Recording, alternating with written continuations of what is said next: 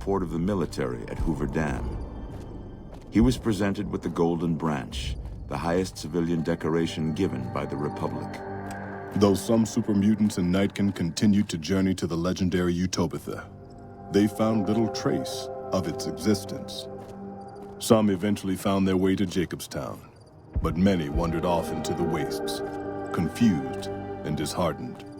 Still grappling with self-doubt over his usefulness in the face of old age, Raul was never able to find peace with himself.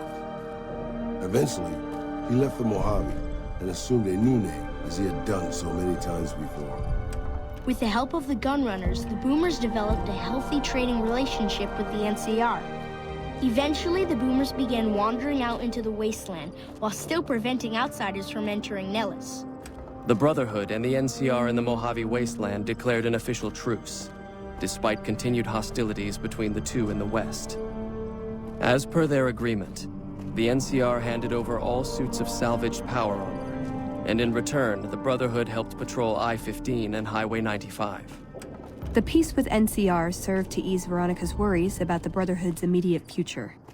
Still, a distance had arisen between her and her fellow members that would never be bridged.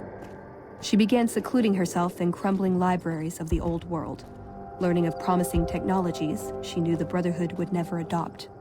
Their leaders destroyed by the Courier, the fiends scattered throughout the wasteland. Without the organization of Motor Runner, Cook, Violet, and Driver Nephi, they were easy prey. After the NCR's victory at the dam, in part thanks to follower medical support, NCR allowed the followers to care for refugees as they see fit. Old Mormon Fort expanded its services and was able to aid more people, becoming a refuge for the less fortunate citizens of New Vegas. Arcade had hoped that Freeside would be able to remain independent of NCR rule. But he was glad that Caesar's Legion had been stopped at Hoover Dam. He tended to the sick in Freeside for a while longer, then returned to NCR territory to become a teacher with the followers there. Goodsprings saw more trade along I-15 after NCR gained control of the Mojave Wasteland. But with that came a heavy burden of the Republic's taxes. Some old-timers, unable to handle the cost, were forced to move on, grumbling all the while.